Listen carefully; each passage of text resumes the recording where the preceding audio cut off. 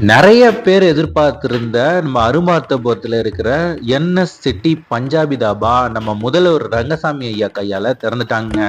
இங்க ஓப்பனிங் ஆஃபரா பாத்தீங்கன்னா ஒரு பிரியாணி வாங்கினா ஒரு பிரியாணி ஃப்ரீன்னு சொல்லி போட்டிருந்தாங்க.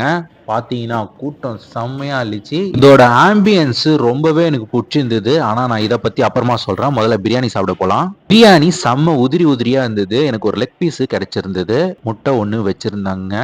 பார்த்தீங்கன்னா நாங்கள் ஃபேமிலியோட போயிருந்தோம். பிரியாணி சாப்பிட்டு பார்த்தா சும்மா சூப்பராக இருக்குங்க.